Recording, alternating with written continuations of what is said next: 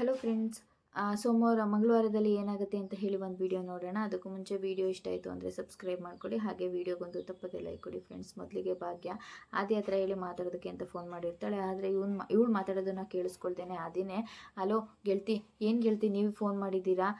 ಯಾವುದ್ರ ಬಗ್ಗೆ ಮಾತಾಡೋದಕ್ಕೆ? ಭಾಗ್ಯವ್ರ ಬಗ್ಗೆ ಮಾತಾಡೋದಕ್ಕೆ ಅಥವಾ ಸುನಂದ್ ಅವರು ನನಗೆ ಫೋನ್ ಮಾಡಿ ಮಾತಾಡಿರೋದಕ್ಕೆ ನನಗೆ ಬೇಜಾರಾಗಿದೆ ಅಂತ ಹೇಳಿ ಸಾರಿ ಕೇಳೋದಕ್ಕೆ ಅಂತ ಹೇಳ್ತಾರೆ. ಅಮ್ಮ ಫೋನ್ ಮಾಡಿ ಮಾತಾಡಿದ್ರಾ ಅಂತ ಹೇಳಿದಾಗ, ಗೆಳ್ತಿ ನೀವೇನು ಬೇಜಾರು ಮಾಡ್ಕೊಳ್ಳೋದಕ್ಕೆ ಹೋಗಬೇಡಿ. ಸುನಂದ್ ಅವರು ಮಾತಾಡಿರೋದ್ರಲ್ಲಿ ಯಾವುದೇ ರೀತಿ ತಪ್ಪು ಇಲ್ಲ. ಯಾಕೆ ಅಂತಂದರೆ ಅವ್ರ ಮಗಳು ಜೀವನದ ಬಗ್ಗೆ ಯೋಚನೆ ಮಾಡ್ತಾ ಇದ್ದಾರಲ್ವಾ. ಇವಾಗ ಮದುವೆ ಆಗಿ 2 ಮಕ್ಕಳಾಗಿರೋ ತಾಯಿಗೆ ನಾನು ಈ ರೀತಿ ಎಲ್ಲ ಮಾತಾಡಿದ್ದು ಅವ್ರ ಕಣ್ಣಿಗೆ ತಪ್ಪಾಗಿ ಕಾಣಿಸಿರ್ಬೋದು. ಅದಕ್ಕೆ ಇನ್ನು ಮುಂದೆ ಯಾವುದೇ ಕಾರಣಕ್ಕೂ ಈ ರೀತಿ ಎಲ್ಲ ಆಗೋದಿಲ್ಲ. ನಾನು ಇಲ್ಲಿಂದ ದೂರ ಹೊರಟೋಗ್ಬಿಡ್ತೀನಿ ಗೆಳ್ತಿ ಅಂತ ಹೇಳ್ತಾ ಇರ್ತಾನೆ. ಆಗ ಆದಿ ಮಾತಾಡ್ತಾ ಇರೋದಕ್ಕೆ ಭಾಗ್ಯಂಗೆ ಏನು ಹೇಳಬೇಕು ಅಂತಲೇ ಗೊತ್ತಾಗೋದಿಲ್ಲ. ಬೇಜಾರು ಮಾಡಿಕೊಂಡು ಆದೇವ್ರೆ ಅಂತ ಹೇಳಿ ಹೇಳೋದಕ್ಕೆ ಹೋಗ್ತಾ ಇರ್ತಾಳೆ. ಅಷ್ಟಲ್ಲಿ ನೋಡಿದ್ರೆ ಫೋನ್ ಕಟ್ಟಾಗೋಗ್ಬಿಡುತ್ತೆ. ಇವಳಿಗೆ ಕೋಪ ಬಂದುಬಿಡುತ್ತೆ. ಅಮ್ಮ ಏನು ಮಾತಾಡಿರ್ಬೋದು ಅಂತ ಹೇಳಿ ಯೋಚನೆ ಮಾಡ್ತಾ ಇರ್ತಾಳೆ. ಅದೇ ಟೈಮಿಗೆ ಅಮ್ಮ ಅಮ್ಮ ಅಂತ ಹೇಳಿ ಜೋರಾಗಿ ಕೂಕ್ಕೊಂಡು ಹೋಗ್ತಾಳೆ. ಯಾಕೆ ಏನಾಯ್ತೆ ಅಂತ ಹೇಳಿ ಕೇಳ್ತಾರೆ. ಆಗ ಅಲ್ಲಮ್ಮ ನೀನು ಯಾಕಮ್ಮ ಹೋಗಿ ಆದಿಯವ್ರ ಹತ್ರ ಆ ಥರ ಎಲ್ಲ ಮಾತಾಡಿದೆ ಅಂತ ಹೇಳಿದಾಗ, ಓ ಅದ್ರ ಬಗ್ಗೆ ಕೇಳೋದಕ್ಕೆ ಬಂದಿದ್ಯಾ? ಗೊತ್ತಿತ್ತು ಕಣೆ, ಗೊತ್ತಿತ್ತು ನಿನ್ನ ಮನಸ್ಸು ಬದಲಾಗುತ್ತೆ ಅಂತ ಹೇಳ್ಬಿಟ್ಟು. ಆದರೆ ನೀನು ಈ ರೀತಿ ಎಲ್ಲ ಮಾಡ್ತೀಯ ಅಂತ ನಾನು ಅಂದ್ಕೊಂಡಿರಲಿಲ್ಲ ಭಾಗ್ಯ. ತಪ್ಪಾಗ್ಬಿಡುತ್ತೆ ಕಣೆ ಈ ಥರ ಎಲ್ಲ ನೀನು ಮಾಡಿಬಿಟ್ರೆ ಅಂತ ಹೇಳಿ ಹೇಳ್ತಾ ಇರ್ತಾರೆ. ಇಲ್ಲ ಏನೂ ತಪ್ಪಾಗೋದಿಲ್ಲಮ್ಮ, ನೀನು ತಪ್ಪಾಗಿ ತಿಳ್ಕೊತಾ ಇದೆಯಾ ಅಷ್ಟೇ ಅಂತ ಹೇಳಿ ಹೇಳ್ತಾ ಇರ್ತಾಳೆ. ಆಗ ಏನೇ ನಾನು ತಪ್ಪಾಗಿ ತಿಳ್ಕೊತಾ ಇರೋದು? ಜನಗಳೆಲ್ಲ ನಿನ್ನ ಭವಿಷ್ಯದ ಬಗ್ಗೆ ಮಾತಾಡ್ತಾರೆ ಆಯಿತು ಅಂತಂದರೆ ನನಗೆ ಎಷ್ಟು ಸಂಕಟ ಆಗುತ್ತೆ ಗೊತ್ತಾ? ನಿಮ್ಮ ಅತ್ತೆಗಂತೂ ಬುದ್ಧಿ ಇಲ್ಲ, ಯಾವಾಗಲೂ ನಿನ್ನ ಜೀವನ ಹಾಳು ಮಾಡೋದ್ರಲ್ಲೇ ಇರ್ತಾರೆ. ಅತ್ತೆ ಅಮ್ಮ ಅಂತ ಹೇಳಿ ಜೋರಾಗಿರ್ತಾಳೆ. ಏನೇ ನನ್ನ ಮುಂದೆ ವಾಯ್ಸ್ ರೈಸ್ ಮಾಡಿ ಮಾತಾಡ್ತಾ ಇದೆಯಾ? ನನ್ನ ಮುಂದೆ ಯಾಕೆ ಧ್ವನಿ ಏರಿಸ್ತಾ ಇದೆಯಾ ಅಂತ ಹೇಳಿ ಅವ್ರ ಅಮ್ಮ ಹೇಳ್ತಾರೆ. ಅಮ್ಮ ದಯವಿಟ್ಟು ಸ್ವಲ್ಪ ಸುಮ್ಮನೆ ಇರ್ತೀಯಾ? ಆದಿಯವರು ಯಾವುದೇ ಕಾರಣಕ್ಕೂ ಕೂಡ ಬೇರೆ ಉದ್ದೇಶ ಇಟ್ಕೊಂಡು ನನಗೆ ಯಾವತ್ತೂ ಸಹಾಯ ಮಾಡಿಲ್ಲ. ನಾನು ಪ್ರತಿ ಸಲ ಕಷ್ಟದಲ್ಲಿ ನಿಂತಾಗ ನನಗೆ ಸಹಾಯ ಮಾಡಿದ್ದು ಆದಿಯವರು. ಅವರು ಆಗೆಲ್ಲ ಇಂಥ ಉದ್ದೇಶನ ಇಟ್ಕೊಂಡಿಲ್ಲ. ಅವ್ರ ಮನಸ್ಸಲ್ಲಿ ಇರೋದನ್ನು ನನ್ನ ಹತ್ರ ಹೇಳ್ಕೊಂಡಿದ್ದಾರೆ.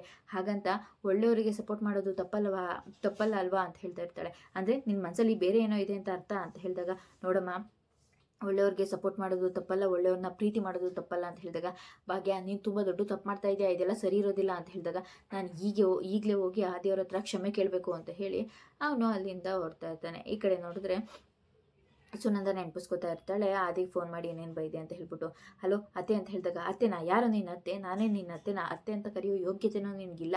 ನಿನ್ನನ್ನು ಅವತ್ತೇ ನಾನು ನಮ್ಮ ಮನೆ ಹೊಸಲನ್ನ ದಾಟಿಸ್ತಾ ಇದ್ದಿದ್ರೆ ಎಲ್ಲ ಸರಿ ಹೋಗ್ತಿತ್ತು. ಮದುವೆ ಆಗಿ 2 ಮಕ್ಕಳಿರೋ ಒಂದು ಹೆಂಗಸಿಗೆ ಮದುವೆ ಆಗ್ತೀನಿ ಅಂತ ಹೇಳಿ ಅಂತ ಭಾವನೆನ ಅವಳ ಮೇಲೆ ಇಟ್ಕೊಂಡಿದ್ಯಲ್ಲ, ಹೇಗಾದರೂ ಮನ್ಸು ಬಂತು ಅಂತ ಹೇಳಿ ಬೈತಾ ಇರ್ತಾಳೆ. ನೋಡು, ಇನ್ನು ಮುಂದೆ ನೀನು ಈ ಮನೆ ಕಡೆ ತಲೆ ಹಾಕಿ ಮಲ್ಗೋದಲ್ಲ, ನಮ್ಮ ಮನೆ ಹೊಸಲು ಕೂಡ ದಾಟೋದಕ್ಕೂ ಯೋಚನೆ ಮಾಡಬೇಕು ನೀನು ಅಂತ ಹೇಳಿ ಬೈದ್ಬಿಡ್ತಾಳೆ. ಬೇಜಾರು ಮಾಡ್ಕೊಂಡು ಫೋನ್ ಇಟ್ಬಿಡ್ತಾನೆ. ಅದಾದಮೇಲೆ ಇನ್ನು ಮುಂದೆ ನಾನು ಯಾವುದೇ ಕಾರಣಕ್ಕೂ ಯಾರಿಗೂ ತೊಂದರೆ ಕೊಡಬಾರ್ದು ಅಂತ ಹೇಳಿ ಅಲ್ಲಿಂದ ಹೊರಟೋಗ್ತಾ ಇರ್ತಾಳೆ. ಅದಾದಮೇಲೆ ಕಾರಲ್ಲಿ ಕೂತ್ಕೊಂಡು ಕೂಡ ಯೋಚನೆ ಮಾಡ್ತಾ ಇರ್ತಾನೆ. ನಾನು ಒಂದ್ಸಲ ಇನ್ನು ಮುಂದೆ ಯಾವತ್ತೂ ಈ ಕಡೆ ಬರೋದಿಲ್ಲ. ನನ್ನ ಜೀವನದ ದಾರಿನೇ ಬೇರೆ ಏನಾಗಬೇಕಾಗಿತ್ತು. ಆದರೆ ಇವತ್ತು ನನ್ನ ಜೀವನದ ದಾರಿನೇ ಬೇರೆ ಆಗಿದೆ. ಇವಾಗ ನಾನು ಒಂದೇ ಒಂದು ಸಲ ಕೈ ತುತ್ತು ಮೆಸ್ಸಲ್ಲಿ ಊಟ ತಿನ್ಕೊಂಡು ಹೋಗೋಣ. ನಾನು ಏನಾದರೂ ಅಲ್ಲಿಗೆ ಹೋಗ್ಬಿಟ್ರೆ ಭಾಗ್ಯ ಅವ್ರು ಬೇಜಾರು ಮಾಡ್ಕೊಂಡ್ಬಿಟ್ರೆ, ಅಥವಾ ಸುನಂದವ್ರು ಏನಾದರೂ ಬೇಜಾರು ಮಾಡ್ಕೊಂಡ್ಬಿಟ್ರೆ ಪರವಾಗಿಲ್ಲ, ಇವತ್ತೇ ಕೊನೆ ಅಲ್ವಾ, ನಾನು ಇನ್ನು ಮುಂದೆ ಯಾವತ್ತೂ ಅಲ್ಲಿ ಹೋಗೋದಿಲ್ಲ ಅಲ್ವಾ, ಅಡ್ಜಸ್ಟ್ ಮಾಡ್ಕೊಂಡ್ಬಿಡೋಣ. ಆದರೂ ಅವ್ರಿಗೆ ಏನಾದರೂ ಬೇಜಾರಾಗುತ್ತೋ, ಏನು ಅನ್ಕೋತಾರೋ ಏನೋ ಅಂತ ಹೇಳಿ ಕೈ ತುತ್ತು ಮೆಸ್ ಕಡೆ ಹೋಗಪ್ಪ ಅಂತ ಹೇಳಿ ಹೇಳ್ತಾರೆ. ಆಮೇಲೆ ಯೋಚನೆ ಮಾಡಿಬಿಟ್ಟು ಅಲ್ಲಿ ಹೋಗಿ ಪಾರ್ಸಲ್ ತೊಗೊಂಡು ಬಾರಪ್ಪ, ಕಾರನ್ನು ದೂರ ನಿಲ್ಲಿಸಿ ಅಂತ ಹೇಳ್ತಾರೆ. ಸರಿ ಆಯಿತು ಅಂತ ಹೇಳಿ ಡ್ರೈವರ್ ಕೂಡ ಆ ಕಡೆನೇ ಹೊರಡ್ತಾ ಇರ್ತಾನೆ. ಈ ಕಡೆ ಕುಸುಮ ದೇವ್ರ ಮುಂದೆ ಬೇಡ್ಕೊತಾ ಇರ್ತಾಳೆ. ಆಗ ಧರ್ಮರಾಜ್ ಅವರು ಬಂದು, ಕುಸುಮ ನಿನ್ನ ಜೊತೆ ಸ್ವಲ್ಪ ಮಾತಾಡಬೇಕು ಅಂತ ಹೇಳ್ತಾರೆ. ಏನಾಯ್ತು ರೀ ಹೇಳಿ ಅಂತ ಹೇಳಿದಾಗ, ಅದು ಕುಸುಮ, ಭಾಗ್ಯನ ವಿಚಾರದಲ್ಲಿ ಕೆಲವೊಂದು ತಪ್ಪಾಗ್ತಾ ಇದೆ ಅಂತ ನನಗೆ ಅನ್ನಿಸ್ತಾ ಇದೆ. ಸುನಂದ್ ಅವ್ರಿಗೆ ಇದ್ರ ಬಗ್ಗೆ ಇಷ್ಟ ಆಗ್ತಾ ಇಲ್ಲ. ಏನು ಹೇಳ್ತಾ ಇದ್ದೀರಾ ಆದಿ ಬಗ್ಗೆ ಮತ್ತು ಭಾಗ್ಯನ ಬಗ್ಗೆ ಅಂತ ಹೇಳಿದಾಗ, ನೋಡಿ ಅದ್ರ ಬಗ್ಗೆ ನಾನು ಏನು ಮಾತಾಡೋದಿಲ್ಲ. ಭಾಗ್ಯ ಏನು ನಿರ್ಧಾರ ತಗೋತಾಳೋ ಅದಕ್ಕೆ ನನ್ನ ಸಮ್ಮತಿ ಇರುತ್ತೆ. ಅವರನ್ನ ತಡಿ ಅನ್ನೋದಕ್ಕೆ ನಾನು ಯಾರ್ರಿ? ಆದಿಗೆ ಅವಳ ಮೇಲೆ ಪ್ರೀತಿ ಆಗಿದೆ, ಹೇಳ್ಕೊಂಡಿದ್ದಾನೆ. ಅದನ್ನು ಬೇಡ ಅಂತ ಹೇಳೋದಕ್ಕೆ ನನಗೇನಾಗುತ್ತೆ? ನಾನು ಭಾಗ್ಯನ ಪರವಾಗಿ ನಿಂತ್ಕೋತೀನಿ. ಭಾಗ್ಯನ ಜೀವನದಲ್ಲಿ ಬೇರೆ ಯಾರೋ ಬಂದು ಅಧಿಕಾರ ಚಲಾಯಿಸೋದಕ್ಕೆ ನಾನು ಬಿಡೋದಿಲ್ಲ. ಕುಸುಮ, ಹಾಗೆ ನೋಡೋಕೆ ಹೋದರೆ ಭಾಗ್ಯಂಗೆ ಅಮ್ಮ ಸುನಂದ ಅವರು ಅಧಿಕಾರ ಚಲಾಯಿಸೋದ್ರಲ್ಲಿ ಅರ್ಥ ಇದೆ ಅಲ್ವಾ? ಹಾಗೆಲ್ಲ ಆಗೋದಕ್ಕೆ ಬಿಡೋದೇ ಇಲ್ಲ. ಭಾಗ್ಯ ಯಾವತ್ತಿದ್ರೂ ಕೂಡ ಒಬ್ಬಳೇ ಅವಳ ಜೀವನನ ಎದುರಿಸ್ಕೊಂಡು ಬಂದಿರೋಳು. ಇನ್ನು ಮುಂದೆ ಕೂಡ ಒಬ್ಬಳೇ ಆಗಿರೋದಕ್ಕೆ ನಾನು ಬಿಡೋದಿಲ್ಲ ಅಂತ ಹೇಳಿ ಅಲ್ಲಿಂದ ಹೋಗ್ತಾರೆ. ಇದು ದೇವರು, ಈ ಭಗವಂತ ಇವಳು ವಿಷಯನ ಇನ್ನೂ ಎಲ್ಲೆಲ್ಲಿ ತಗೊಂಡೋಗಿ ಮುಟ್ಟಿಸ್ತಾನೋ ಅಂತ ಹೇಳಿ ಅವರು ಕೂಡ ಬೇಜಾರು ಮಾಡ್ಕೊಂಡು ಸುಮ್ಮನಾಗ್ತಾರೆ. ಈ ಕಡೆ ನೋಡಿದ್ರೆ ಪಾಪ ಇವಳು ಬೇಜಾರು ಮಾಡಿಕೊಂಡು ಆದಿ ಹತ್ರ ಮಾತಾಡಬೇಕು ಅಂತ ಹೇಳಿ ಹೋಗ್ತಾ ಇರ್ತಾಳೆ. ಅದೇ ಟೈಮಿಗೆ ಅವರಪ್ಪ, ಭಾಗ್ಯ ಇಲ್ಲಿ ಕೆಲಸ ಮಾಡ್ತಾ ಇದ್ದಾರಲ್ಲ ಬಿಲ್ಡಿಂಗು, ಅವ್ರಿಗೊಂದು 50 ಊಟ ಪಾರ್ಸಲ್ ಅಂತೆ, ಬಾರಮ್ಮ ಸ್ವಲ್ಪ ಸಹಾಯ ಮಾಡು ಅಂತ ಹೇಳ್ತಾರೆ. ಇವಳು ಕೂಡ ಹೋಗಿ ಸಹಾಯ ಮಾಡ್ತಾ ಇರ್ತಾಳೆ. ಅದೇ ಟೈಮ್ಗೆ ಆದಿ ಕೂಡ ಬಂದು ನಿಂತ್ಕೋತಾನೆ. ಅವಳನ್ನ ದೂರದಲ್ಲೇ ನಿಂತ್ಕೊಂಡು ಮಿಸ್ ಎಲ್ಲ ನೋಡ್ತಾ ಇರ್ತಾನೆ. ಆಗ ಡ್ರೈವರ್ ಹೋಗಿ ಏನಿದೆ ಅಂತ ಹೇಳಿ ಕೇಳಿದಾಗ, ಚಿತ್ರಾನ್ನ ಅನ್ನ ಸಾಂಬಾರು ಅಂತ ಹೇಳ್ತಾರೆ. ಚಿತ್ರಾನ್ನ ಪಾರ್ಸಲ್ ಕೊಡಿ ಅಂತ ಹೇಳಿ ತಗೊಂಡು ಬರ್ತಾನೆ. ಅದಾದಮೇಲೆ ಆದಿ ಕೈ ತೊಳ್ಕೊಂಡು ಕಾರಲ್ಲೇ ಕುತ್ಕೊಂಡು ತಿಂತಾ ಇರ್ತಾನೆ. ಎಷ್ಟು ರುಚಿಯಾಗಿರೋ ಊಟ!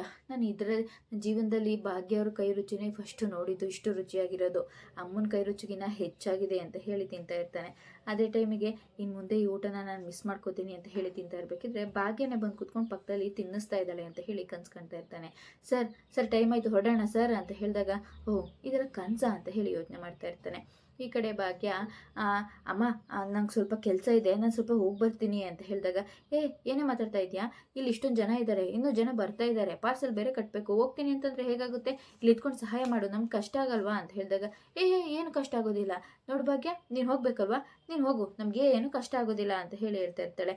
ಆಯಿತು ಅಂತ ಹೇಳಿ ಹೊರಡ್ತಾ ಇರ್ತಾಳೆ.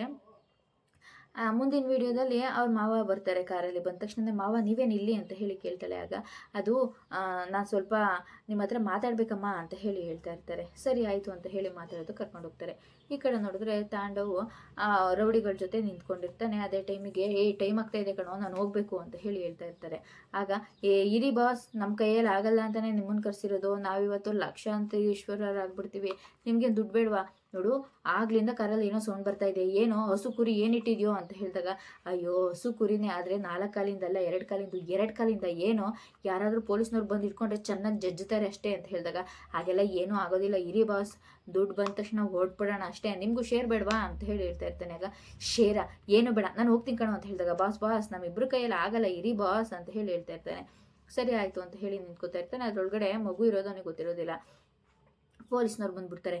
ಪೊಲೀಸ್ ಬರ್ತಾ ಇದೆ, ಏನಾಯಿತು ಅಂತ ಹೇಳಿದಾಗ, ಸರ್ ಇವನೇ ಸರ್ ನಮ್ಗೆ ಫೋನ್ ಮಾಡಿದ್ದು, ಇವನೇ ಸರ್ ನನ್ನ ಮಗಳನ್ನ ಕಿಡ್ನಾಪ್ ಮಾಡಿರೋದು. ಏನೋ ಕಿಡ್ನಾಪ ಅಂತ ಹೇಳ್ತಾನೆ. ಆಗ ಎಲ್ರ ಮಗು ಅಂತ ಹೇಳಿ ತಾಂಡೋಗು ಚೆನ್ನಾಗಿ ಹೊಡಿತಾ ಇರ್ತಾರೆ, ಆ ರೌಡಿಗಳಿಗೂ ಚೆನ್ನಾಗಿ ಹೊಡಿತಾ ಇರ್ತಾರೆ. ಆಗ ಸರ್ ಡಿಕ್ಕಿಲಿದೆ ಅಂತ ಹೇಳಿದಾಗ, ಮಗಳೇ ಅಂತ ಹೇಳಿ ಓಡೋಗಿ ಕರ್ಕೊಂಡು ಬರ್ತಾರೆ ಹೊರಗಡೆ.